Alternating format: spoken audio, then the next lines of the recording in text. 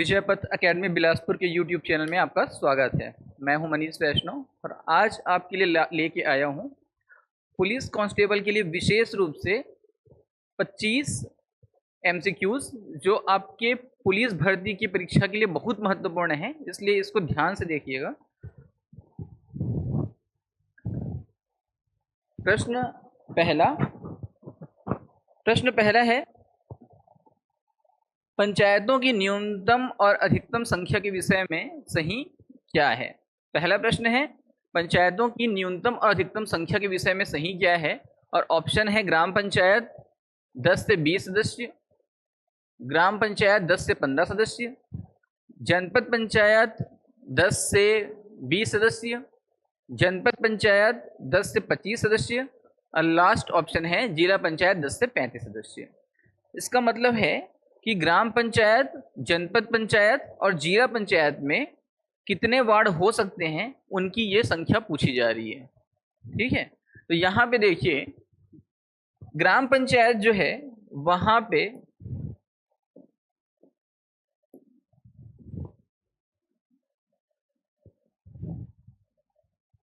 ग्राम पंचायत में संख्या जो है वो न्यूनतम और अधिकतम जो है वो होती है 10 से 20।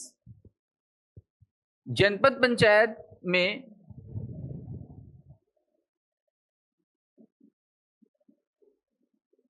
संख्या 10 से 25 और जिला पंचायत में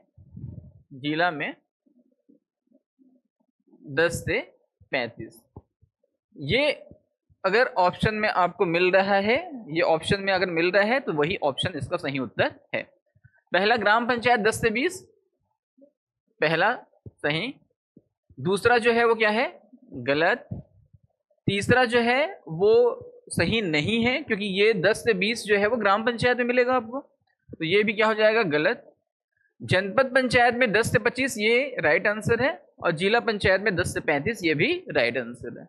तो आप देखिए कि ऑप्शन नंबर 1, 4 और 5 ये सही होगा और यहाँ पे देखिए कि यहाँ पे 1, 4, 5 जो है ऑप्शन नंबर सी में है, तो सी जो है वो इसका करेक्ट आंसर है। आगे चलते हैं, प्रश्न क्रमांक 2। यदि ग्राम पंचायत की ग्राम सभाओं के मध्य मतभेद हो तो उस विषय पर निर्णय कौन करेगा। ग्राम पंचायत जो है वो ग्राम सभा से बनती है और एक ग्राम पंचायत में एक से अधिक ग्राम सभा हो सकते हैं। तो यहाँ पे ये पूछ रहे हैं कि अगर 2 या 2 से अधिक ग्राम सभा के मध्य मतभेद हो जाता है तो वहां पे निर्णय कौन करेगा। तो यहाँ पे इसका उत्तर सही क्या होता है कि यहाँ पे ग्राम पंचायत निर्णय नहीं करती, जनपद पंचायत और सरपंच भी निर्णय नहीं करते हैं। यहाँ पे निर्णय जो है वो करेंगे ग्राम सभाओं का संयुक्त सम्मेलन। ग्राम सभाओं का एक संयुक्त सम्मेलन बुलाया जाता है और वहां पे निर्णय होता है, मतभेदों का निपटारा किया जाता है। तो इसका सही उत्तर जो है वो है ग्राम सभाओं का संयुक्त सम्मेलन।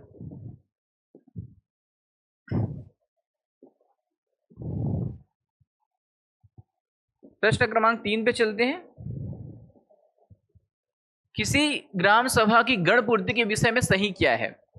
ग्राम सभा की गढ़ पूर्ति के बारे में बात की जा रही है या कोरम के बारे में बात की जा रही है। कोरम का मतलब क्या होता है कि कोई भी स्थिति में किसी, मान लीजिए कि कोरम का मतलब क्या होता है, देखिए मान लीजिए कि यहाँ पे 100 बच्चे हैं, यहाँ पे 100 बच्चे जो हैं वो क्लास में हैं, एनरोलमेंट है, नामांकन है उनका, और किसी टीचर ने कहा है कि मैं जब तक 20 बच्चे यहाँ पे क्लास में नहीं बैठेंगे मैं क्लास नहीं लूंगा। ठीक है, तो ये कहलाता है कोरम, गढ़ पूर्ति कहलाता है। ठीक उसी प्रकार से ग्राम सभा की गढ़ पूर्ति के विषय में सही क्या है, तो ग्राम सभा जो है उसको संचालित करने के लिए उसका विशेष बैठक और उसमें प्रस्ताव क्या पारित होंगे ये तय करने के लिए गढ़ पूर्ति की या कोरम की आवश्यकता होती है। तो वो कितनी होगी और कैसे होगी, देखिए अब ऑप्शन नंबर 1 ग्राम सभा की कुल संख्या का 1/10, ये जो है पॉइंट एकदम सही है। गढ़ पूर्ति जो है ग्राम सभा की जो है वहां पे 1/10 ये सही है। दूसरा ऑप्शन अपने आप क्या हो गया, गलत, क्योंकि ग्राम सभा का कुल संख्या का 1/3 बोला है, तो मैंने पहले ही बता दिया कि ये 1/10 है। मान लीजिए कि ग्राम सभा में 100 सदस्य हैं अगर, तो वहां पे 10 सदस्यों के उपस्थित होने पे ग्राम सभा संचालित होगी। इसका मतलब ये है, ठीक है, ये कंडक्ट होगा 10 सदस्यों में। तो ऑप्शन नंबर 2 और 3 अपने आप हो गया रॉन्ग।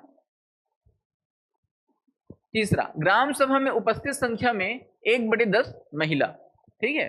तो आप ऑप्शन नंबर 4 जो है वो रॉन्ग है, इसलिए क्योंकि उपस्थित जितनी संख्या है उसमें 1/3 महिला की आवश्यकता होती है, लेकिन वो भी गणपूर्ति में। गणपूर्ति मतलब कोरम में। कोरम अगर 1/10 है तो वहां पे क्या होगा कि मान लीजिए ग्राम सभा में 1/10 मतलब 100 में से 10 संख्या है, तो 3 में महिलाओं की उपस्थिति आवश्यक है। तो इसका जो उत्तर होगा 5वां नंबर जो है वो सही होगा, और चौथा जो है वो क्या हो जाएगा, गलत हो जाएगा, ठीक है। तो ये 5वां जो है वो सही है। 6वां क्रमांक देखिए, 6 नंबर ऑप्शन, ग्राम सभा में उपस्थित संख्या में 1/2 महिला, ये भी अपने आप गलत हो गया।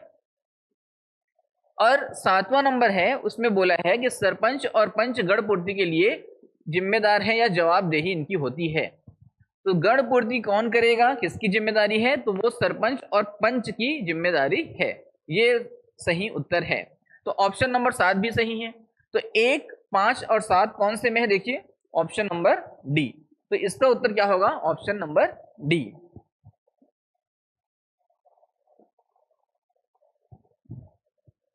प्रश्न क्रमांक 4, पंचायती राज क्रियाकलापों पर निम्नांकित समितियों का आरोही क्रम बताइए। अब यहाँ पे आरोही क्रम मतलब होता है चढ़ते क्रम, असेंडिंग ऑर्डर, ठीक है।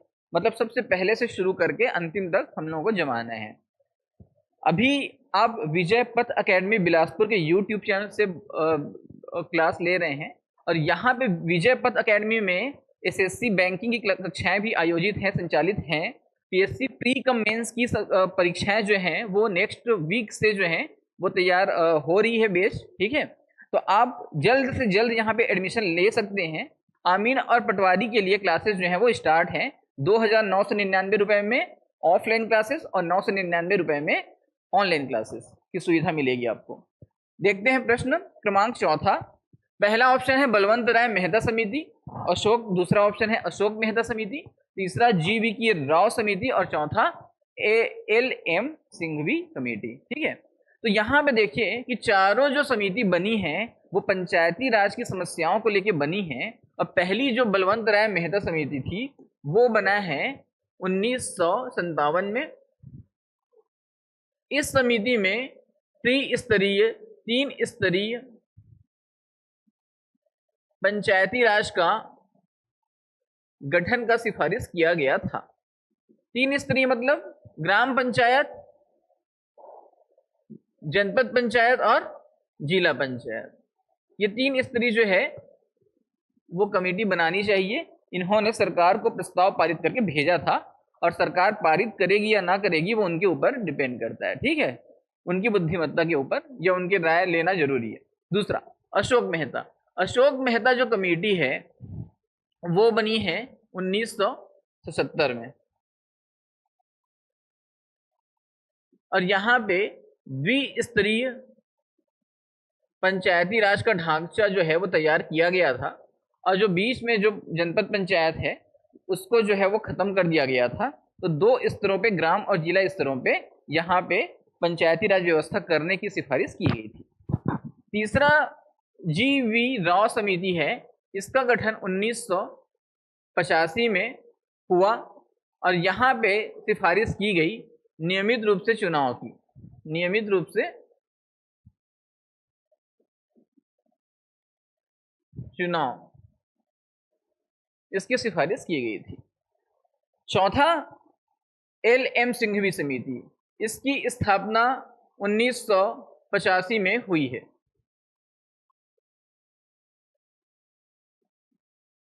और यहाँ पे सिफारिश की गई थी पंचायती राज को संवैधानिक दर्जा देने हेतु, कि जब तक संविधान में इसका उल्लेख नहीं होगा पंचायती राज का विशेष महत्व नहीं होगा, और इसलिए संविधान में दर्जा देने के लिए यहाँ प्रयास किया गया था, और बाद में 1993 में ये लागू हुआ, ठीक है। तो ऑप्शन अब देखिए, ये क्रम जो है वो एक क्रम में ही जमा हुआ है, ठीक है। Option A, B, C, D यही है। तो देखिए यहाँ पे ऑप्शन नंबर सी है 1 2 3 4 और यही इसका सही उत्तर है। प्रश्न क्रमांक 5वां, पंचायती राज के संबंध में कौन सुमेलित है? अब यहाँ पे ऑप्शन में अशोक राय मेहता समिति, बलवंत राय मेहता समिति, तीसरा जुबीन मेहता समिति और प्रताप मेहता समिति, 4 ऑप्शन दिए हैं। आपको ध्यान है कि इससे पहले प्रश्न में मैंने पढ़ाया कि बलवंत राय समिति जो है वो बना था 1957 में, अशोक मेहता कमेटी जो है बनी थी 77 में। 2 कमेटियों के नाम जो है मैंने पहले इससे प्रीवियस जो क्वेश्चन थे वहां पे बताया। अब ये वाला जो है इसमें तीसरा और चौथा ऑप्शन आपने नाम सुना है क्या? अशोक मेहता सुना है लेकिन जुबीन मेहता का नाम नहीं सुना है आपने, ठीक है? तो ये तीसरा ऑप्शन क्या हो गया? रॉन्ग। चौथा ऑप्शन प्रताप सिंह भी आपने नहीं सुना है, तो ये भी क्या हो गया? रॉन्ग। तो ऑप्शन नंबर 1 और 2 सही हैं और इसलिए ऑप्शन बी जो है इसका करेक्ट आंसर होगा। नेक्स्ट क्वेश्चन, प्रश्न क्रमांक 6वां, संविधान के किस अनुच्छेद में भारत में राज्य को ग्राम पंचायतों की स्थापना का निर्देश दिया गया है? और ये प्रश्न जो है वो बनता है राज्य के नीति निर्देशक तत्व से, डायरेक्टिव प्रिंसिपल ऑफ स्टेट, जिसका उल्लेख आर्टिकल नंबर 36 से 51 क तक है, 51 ए तक, और वहां पे आर्टिकल नंबर 40 में ग्राम पंचायतों की स्थापना का उल्लेख है। और ये जो उल्लेख है वो गांधीवादी सिद्धांत या गांधीवादी आर्टिकल कहलाता है। गांधी जी चाहते थे कि ग्राम पंचायत जो है उसको संवैधानिक दर्जा मिले और इसीलिए इसको जोड़ा गया है। तो इसका उत्तर जो है वो ऑप्शन डी होगा और ये कई बार परीक्षाओं में आ चुका है। प्रश्न क्रमांक 7, भारत के संविधान के किस अनुच्छेद में निम्नलिखित वर्णित है? इस भाग के प्रावधानों के अनुसार गांव मध्यवर्ती जिला स्तरों पर हर राज्य में पंचायतों को गठित किया जाएगा। यहाँ पे देखिए कि भारत के संविधान में 243 में पंचायती राज का उल्लेख है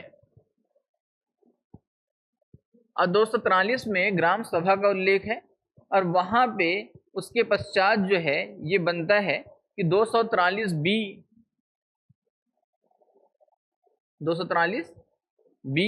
बी मतलब एक ट्रिक बनता है बिल्ड, याद करने के लिए बी मतलब बिल्ड मतलब गठन, ठीक है?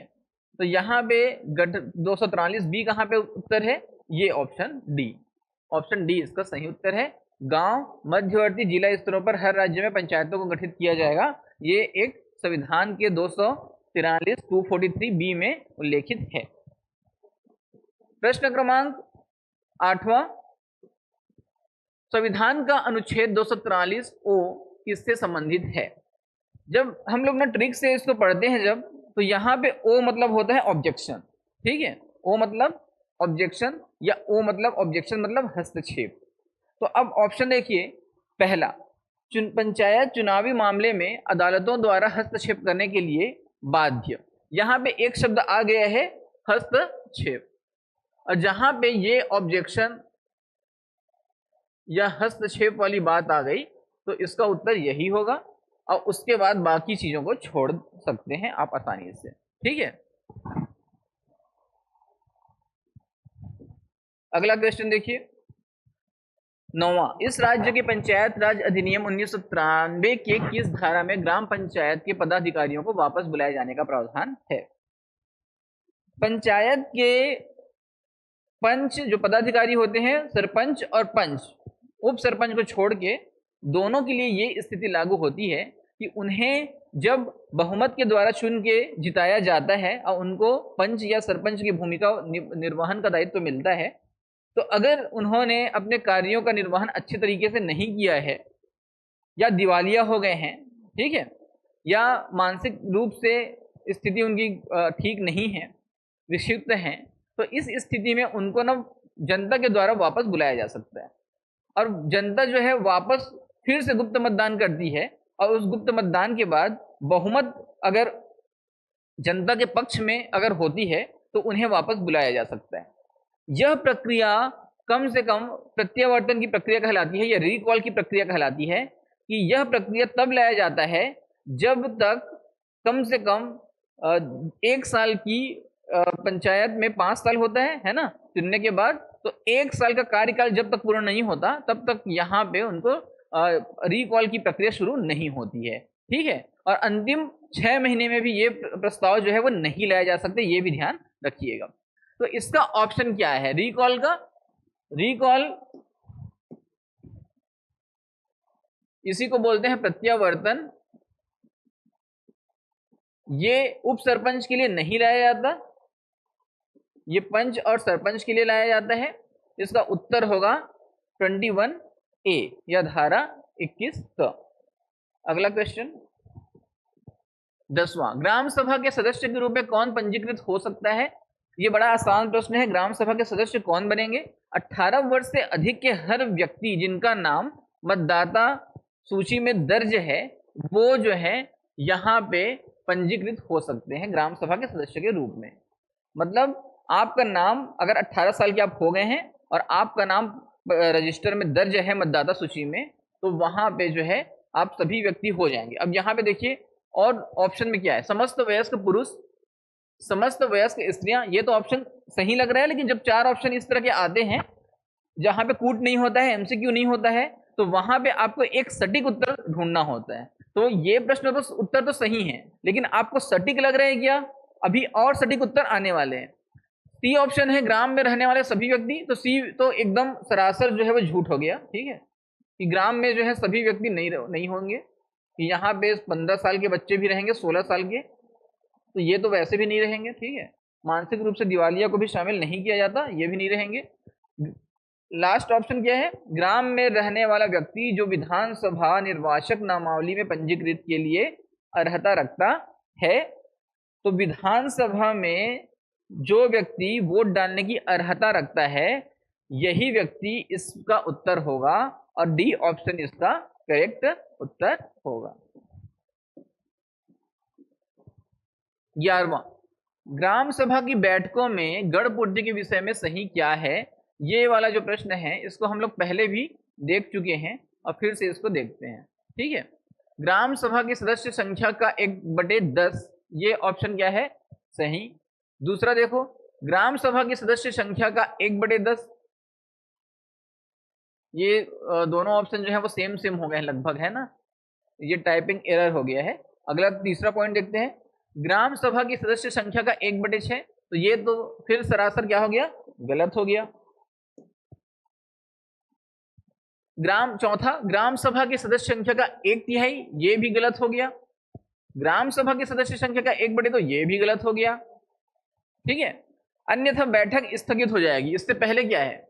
इससे पहले ऑप्शन जो है अन्यथा बैठक स्थगित हो जाएगी। ठीक है, ये प्रश्न में थोड़ा सा टाइपिंग एरर हो चुका है, लेकिन मैं फिर भी समझाने का प्रयास करता हूं। ग्राम सभा की बैठकों में गढ़ पूर्ति के विषय में सही क्या है? ग्राम सभा में जब भी बैठक होगी तो वहां पे जो कोरम होगा 1/10 होगा। मैंने पहले प्रश्न में ये बताया था कि 100 अगर संख्या है तो उसमें 10 जो है वो अगर यहाँ पे बैठक में उपस्थित है तो ग्राम सभा जो है वो कंडक्ट हो जाएगी।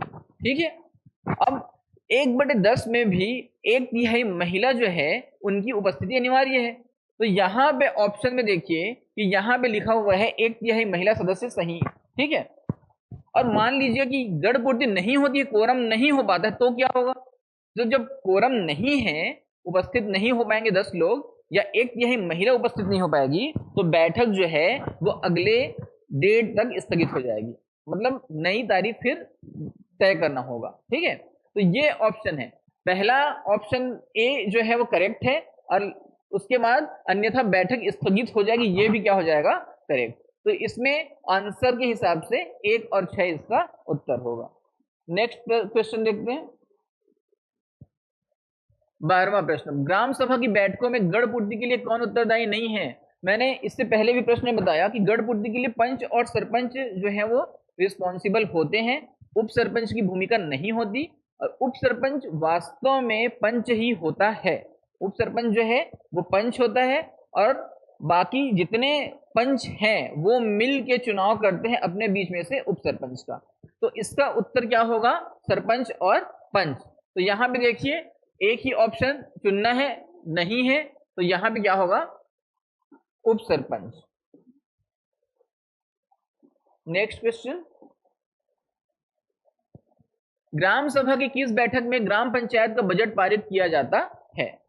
ठीक है, अब देखिए ग्राम सभा की किस बैठक में ग्राम पंचायत का बजट पारित किया जाता है। बजट जो है वो एक प्रकार से बहुत महत्वपूर्ण प्रक्रिया होती है। ठीक है, बजट एक बहुत महत्वपूर्ण प्रक्रिया है। संविधान के आर्टिकल नंबर 112 112 नंबर में बजट का प्रावधान है।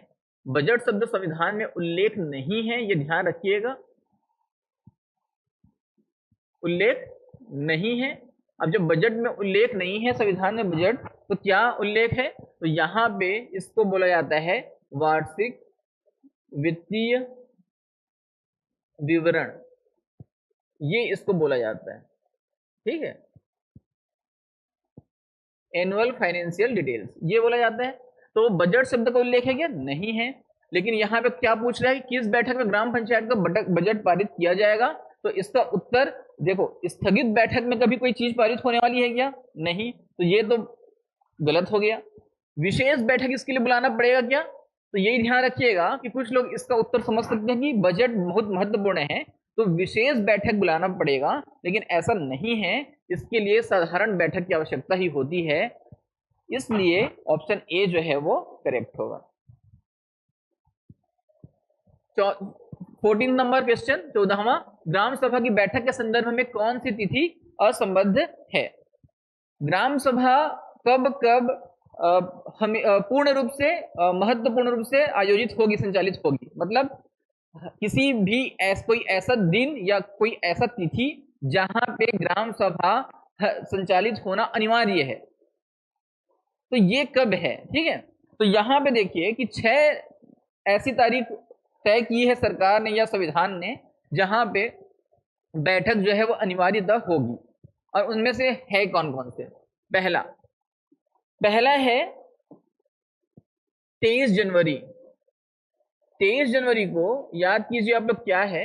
23 जनवरी को नेताजी सुभाष चंद्र बोस की जयंती है।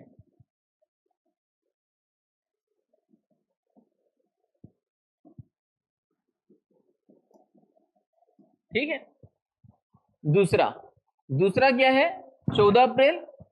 14 अप्रैल को जो है वो भीमराव अंबेडकर जयंती है।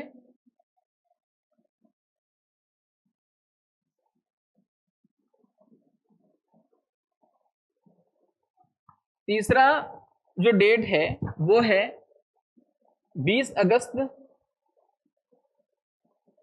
20 अगस्त को राजीव गांधी के जन्म के अवसर पे मनाया जाता है सद्भावना दिवस।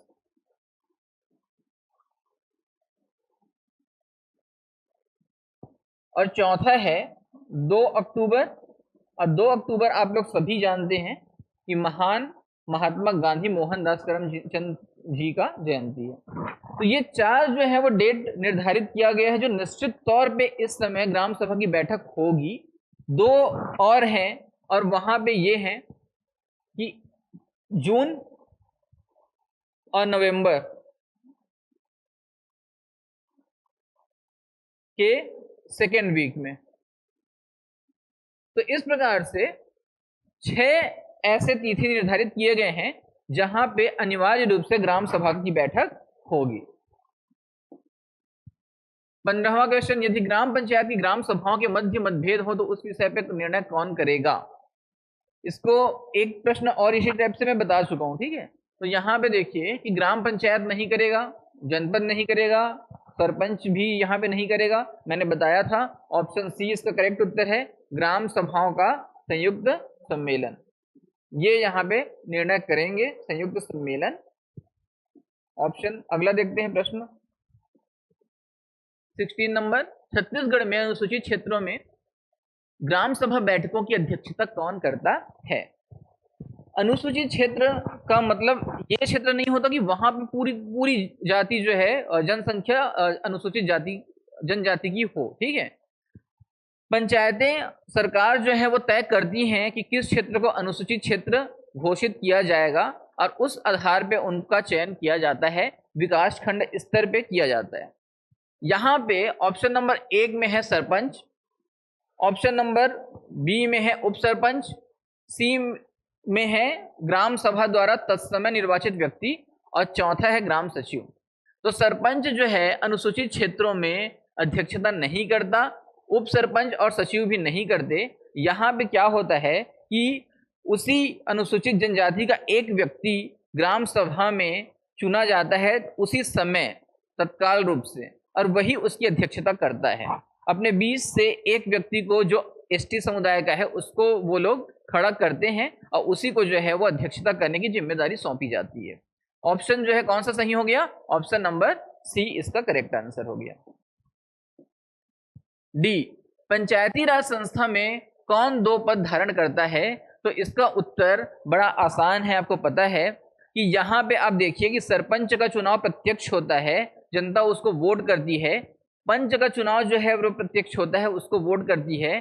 जिला और जनपद स्तर पे पार्षदों का चुनाव जो है वो प्रत्यक्ष होता है, लेकिन जनपद अध्यक्ष जो है और जिला पंचायत अध्यक्ष का चुनाव कैसे होता है? तो पार्षद अपने 20 से जनपद अध्यक्ष और जिला पंचायत अध्यक्ष का चुनाव करते हैं।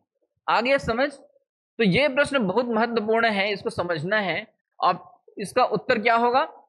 एक होगा सरपंच, दूसरा होगा जनपद पंचायत अध्यक्ष और तीसरा होगा जिला पंचायत उपाध्यक्ष। तो इसका उत्तर 1, 3, 4, 1, 3, 4 कहां पे? Option number D. डी जो है वो करेक्ट है। 18वां, 3 अभ्यर्थी सरपंच का चुनाव लड़ रहे हैं, मतपत्र में इनका नाम किस क्रम में रखा मुद्रित किया जाएगा? अब ये प्रश्न जो है बहुत लोग इसमें, बहुत विद्यार्थी कैंडिडेट जो है डिस्टर्ब हो जाते हैं, क्योंकि इसमें ना बहुत सारा क्वेश्चन लगातार आया हुआ है पंचायती राज से जुड़ा हुआ, और वो उस चीज को समझ नहीं पाते हैं। यहाँ पे देखिए,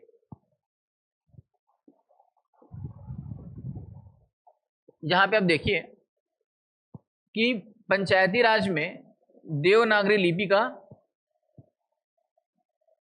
उपयोग होता है। मतलब जो वहाँ पे मुद्रित होंगे नाम, वो किस भाषा में होंगे? हिंदी में, शुद्ध हिंदी में अंकित होंगे। लेकिन इसका क्रमांक जो है, अल्फाबेटिकल ऑर्डर जो है, वो निर्धारित किया जाता है, अंग्रेजी के अल्फाबेट से तैयार किया जाता है। और जब आप PS शुक्ला लिखते हैं या महेंद्र कुमार या सोम वर्मा की बात है, तो हम पहले देखते हैं कि जब भी नाम जो है वो इंग्लिश के अल्फाबेटिकल ऑर्डर में तैयार होगा, पहला चीज। दूसरा, इनिशियल्स जो हैं, इनिशियल्स मतलब ये है, जैसे यहाँ पे लिखा हुआ है PS शुक्ला, ठीक है, PS शुक्ला। तो जब इस तरह के नाम हैं तो आपको P और S को नहीं गिनना है। यहाँ पे हम शुरुआत करेंगे शुक्ला से, और शुक्ला मतलब S, तो ये जो है पहला होगा, ये ध्यान रखिएगा।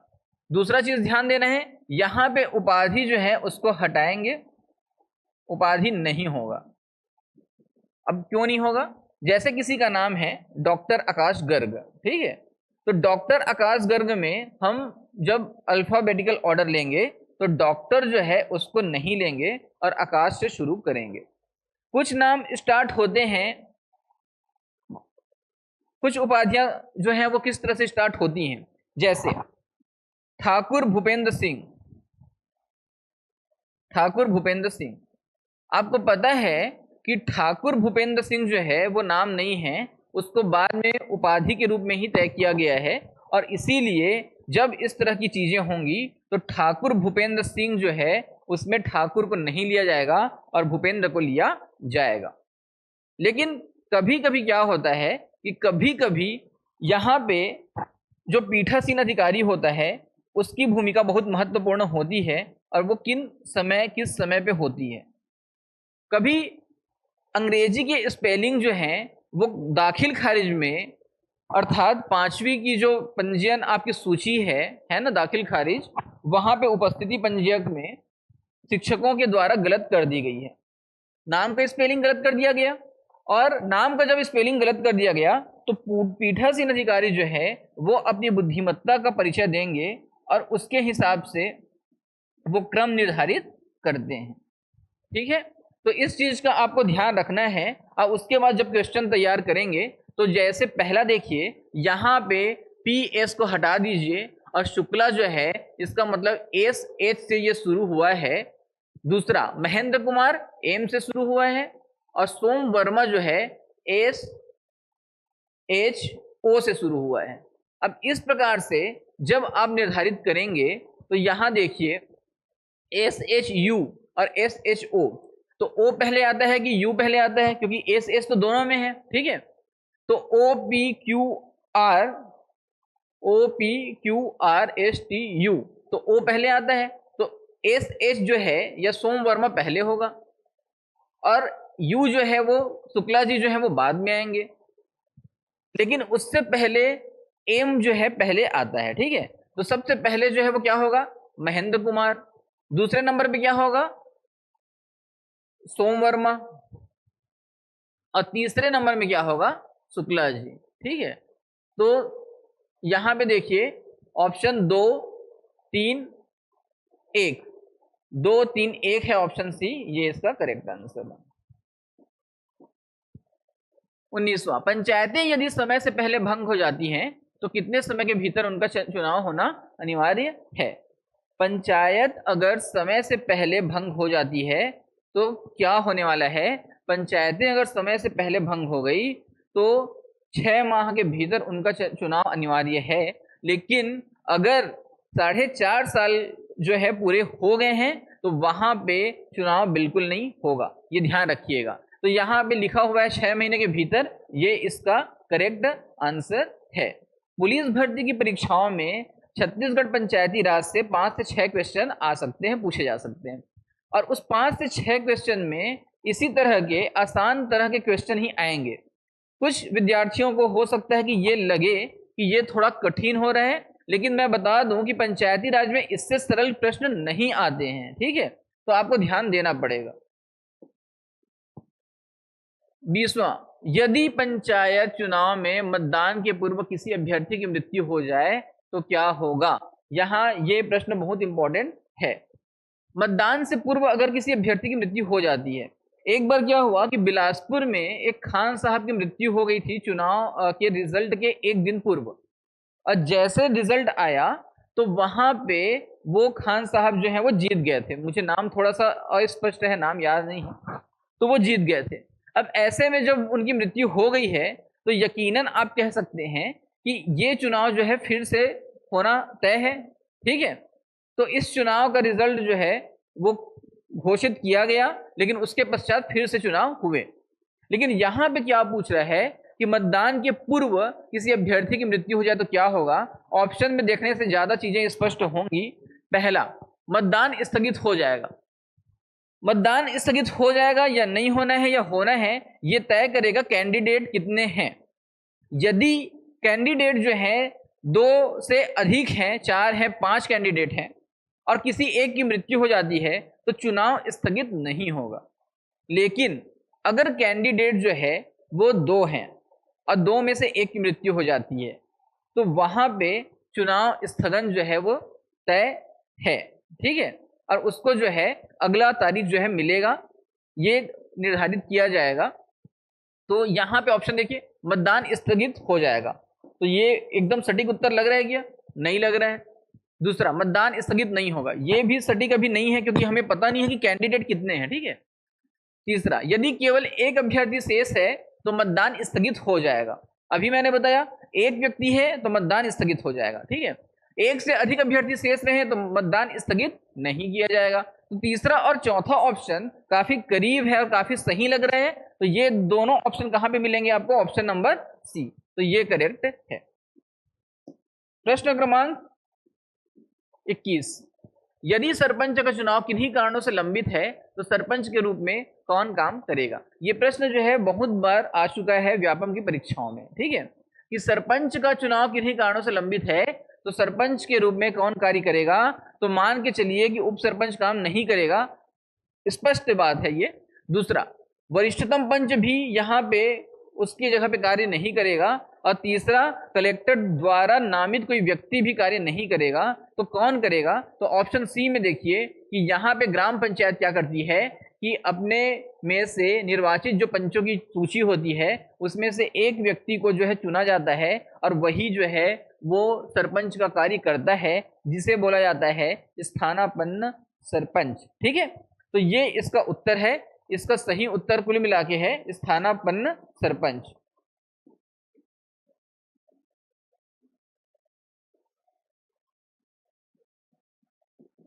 अगला प्रश्न देखते हैं, प्रश्न क्रमांक 22। ग्राम पंचायत के सरपंच को कैसे हटाया जा सकता है?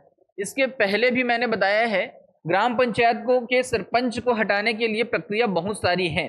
पहली प्रक्रिया अविश्वास। अविश्वास प्रक्रिया जो है वो आर्टिकल नंबर 21 में इसमें दिया गया है कि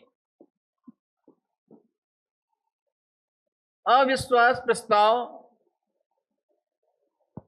विपक्ष के द्वारा लाया जा सकता है, पंचों के द्वारा लाया जा सकता है, और वहां पे पंचों के बीच में ही उपस्थित और मतदान करने वाले की 3/4 जो है वो संख्या होनी चाहिए और उसमें 2/3 बहुमत जो है वो होना चाहिए। तो इतना अगर हो गया तो इसमें अविश्वास प्रस्ताव पारित हो गया और उसके बाद यहाँ पे सरपंच हट जाएंगे। ठीक है। दूसरा, प्रत्यावर्तन के द्वारा। प्रत्यावर्तन या रिकॉल किसको बोलते हैं?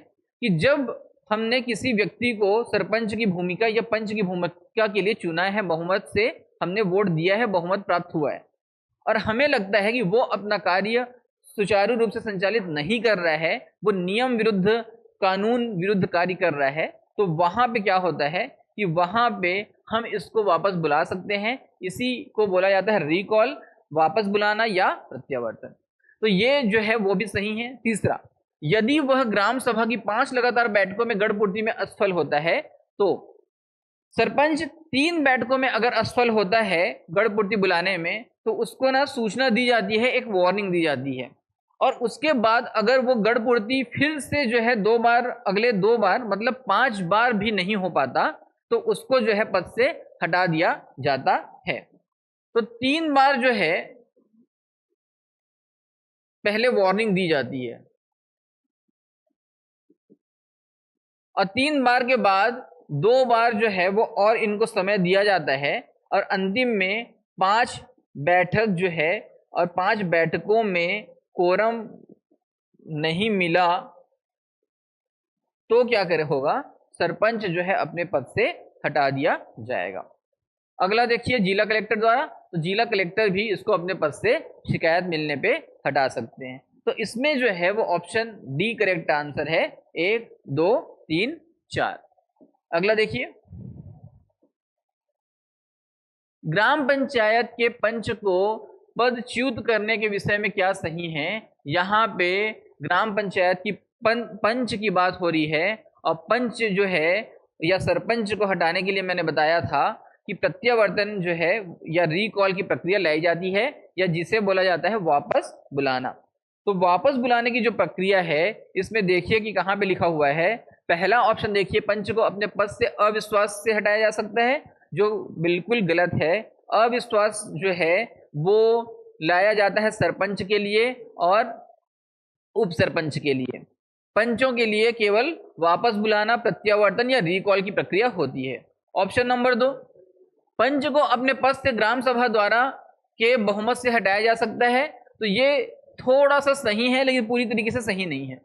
तीसरा, पंच को अपने पद से ग्राम सभा की बैठक में संबंधित वार्ड के मतदाताओं के बहुमत से हटाया जा सकता है। ये सही है, लेकिन इससे भी सटीक उत्तर जो है वो मिलेगा, क्योंकि ये क्वेश्चन जो है वो एमसीक्यूज नहीं है, मल्टीपल चॉइस क्वेश्चन नहीं है। तो हमें एक ऑप्शन लेना है, और एक ऑप्शन जब हमको लेना रहता है तो हम बहुत ही सटीक उत्तर को लेते हैं। डी, पंच को अपने पद से गुप्त मतदान की रीति से संबंधित वार्ड के मतदाताओं के बहुमत से हटाया जा सकता है, और ये उत्तर इसका बहुत ही ज्यादा सटीक है, और यही उसका उत्तर है। ठीक है, डी।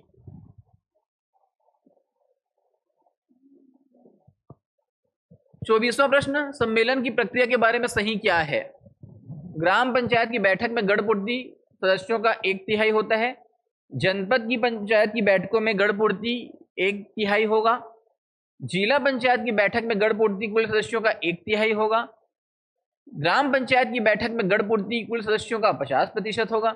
अब यहां पे देखिए कि होता क्या है, ग्राम पंचायत, जनपद पंचायत और जिला पंचायत की बात जैसे यहाँ पे रखी गई है।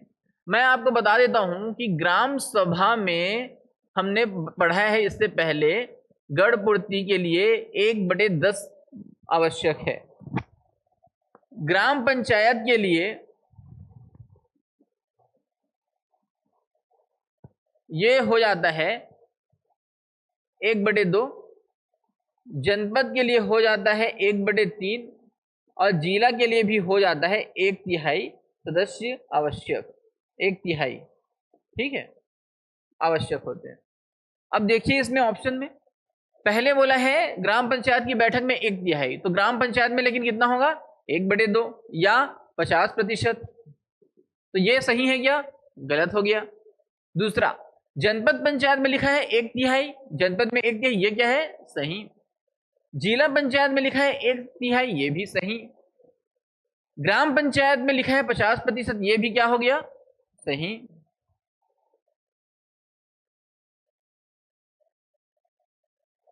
आगे फिर देखिए, जनपद में 50% गलत, जिला में 50% गलत, ग्राम पंचायत की बैठक में गढ़ पूर्ति कुल सदस्यों का 2/3 गलत, 2/3 किसी में है क्या, नहीं। तो ऑप्शन देखिए क्या आएगा, 2, 3, 4, और 2, 3, 4 कहां पे हैं,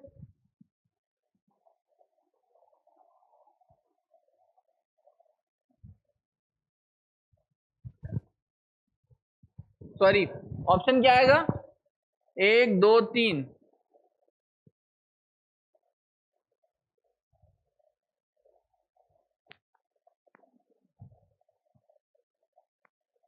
2, 3, 4 ही आएगा ऑप्शन, है ना, 2, 3, 4, लेकिन 2, 3, 4 ऑप्शन में नहीं है, तो इसको अलग से ऑप्शन बना लीजिए। इसका उत्तर होगा 2, 3, 4 या 2, 4, 3, ठीक है। तो इसका अलग से बना लीजिए क्योंकि यहाँ पे जो है वो ऑप्शन में नहीं है, ठीक है।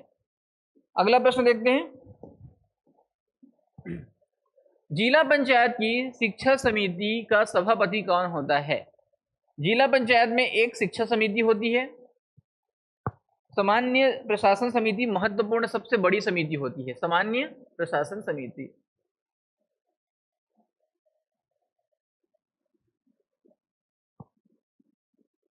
ये सबसे बड़ी समिति होती है। तो यहाँ पे ये जो सबसे बड़ी समिति होती है, इसकी अध्यक्षता जो है वो अध्यक्ष ही करता है या सरपंच करता है। लेकिन जिला पंचायत की शिक्षा समिति जो है उसका जो है वो अध्यक्षता उपाध्यक्ष करता है, जिला पंचायत में भी, जनपद में भी और ग्राम में भी। तो ये आपको क्या करना है, ध्यान रखना है। ऑप्शन नंबर ए सही है, उपाध्यक्ष जो है वो शिक्षा समिति का अध्यक्ष होता है। तो ऑप्शन नंबर क्या है, ए। अगला प्रश्न देखिए, अच्छा यहां तक है, 25 प्रश्न है। आज के लिए इतना ही। पुलिस कांस्टेबल की परीक्षा के लिए इससे एक और हम 25 प्रश्नों का जो है वो क्लास लाएंगे 1-2 दिन में। तब तक के लिए धन्यवाद। विजय पथ एकेडमी से जुड़ने के लिए बहुत बहुत धन्यवाद। Thank you so much.